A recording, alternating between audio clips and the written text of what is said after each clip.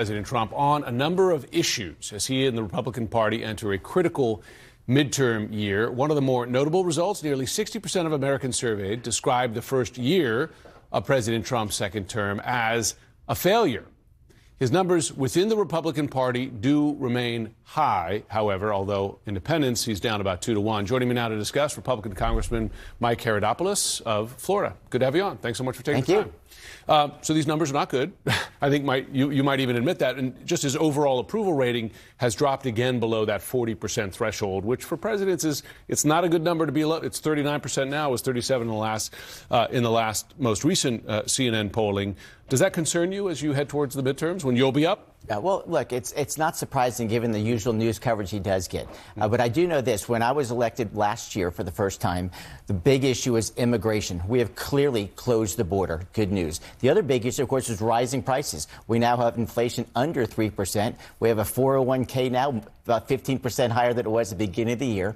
And we also see falling interest rates. And, of course, economic growth through the roof right now. So I think things are better than they were a year ago. But, look, politics is politics. It's going to go up and down. We think our good policies, which are moving the economy forward, are making results. And people will decide about a year from now what's the better direction, the current economic direction or going back to Joe Biden 2.0. Well, people were asked that very question in this poll, and they said the direction of the country not heading in the right direction. And on those issues, both immigration and economic issues, which you know the president typically polls quite strongly on, the president's underwater on both those issues. People are looking at what they see. They don't like it.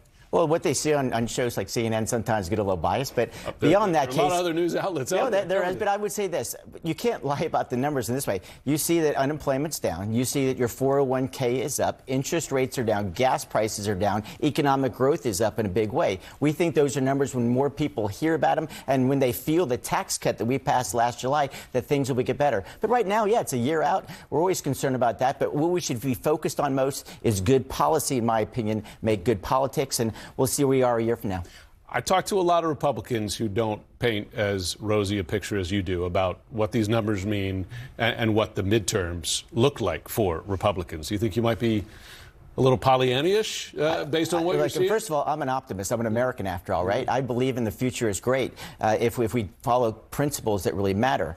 And so with that in mind, we're not running against perfection. We're running against Democrats. And the Democrats were in power for 4 years. They never cut taxes on overtime, tips, or Social Security. A lot of the things they're talking about now, they had the power to do that in the Joe Biden years. They didn't do it. And as you know, we had chaos. You're an expert on foreign affairs. We had chaos overseas, whether it be Ukraine, Afghanistan, let alone the border. We think we're moving in the right directions there as well. And unlike most years, we actually are keeping up with the Democrats in fundraising for a change. So hopefully we can at least be on your network and others with an equal playing field. When you speak to your own voters, do they think that President Trump is too focused on places like Venezuela, Iran, Greenland, and not focused enough at home? Because, again, that's what the CNN polling is showing. Well, are they happy with those? You know, I keep very close contact with our district. They see that we're making progress. But like I've said to the voters back home, we still have a long way to go. I mean, interest rates, in my opinion, are way too high. Remember, they went from 3% to 7% under Joe Biden. We saw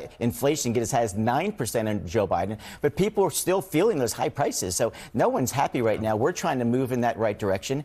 But I think when you talk about overseas, again, the president has settled, I think, 8 wars now overseas. He says he has. I mean, some of those wars he claims to have settled are still, still fighting. The other good news in Venezuela, as you know, Jim, is that for the Biden administration put a $25 million bounty on Maduro's head. The good news, we took him out without having a war on the streets. So we're making progress, and let's hope for the freedom in Iran as well. I mean, this is since 1979. Yeah. You see that theocracy has taken away the rights of so many people in Iran. I've been there many times. Susie Weil says that they're planning to put Trump on the ballot in 2026 to turn out low propensity voters. As you know, oftentimes for Republicans, they do better when Trump's on the ballot, and you know, presidents don't do great during midterms just historically.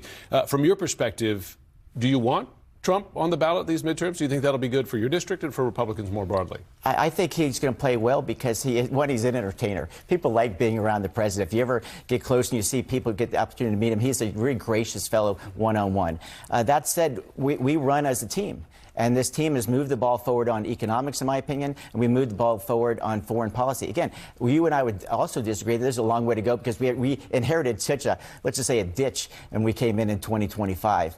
But if the president is a person who really believes in this country, he's trying to do a lot like FDR did. Let's throw a lot of ideas out there to get this economy moving again. And as you saw with the latest economic growth numbers, at least we're moving in that right direction.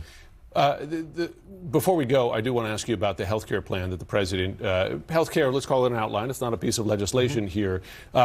Is this something that Congress, Republicans have control of both the House and the Senate, is going to act on this year? It's certainly not legislation, so you'd have to do a lot of work getting things down on paper.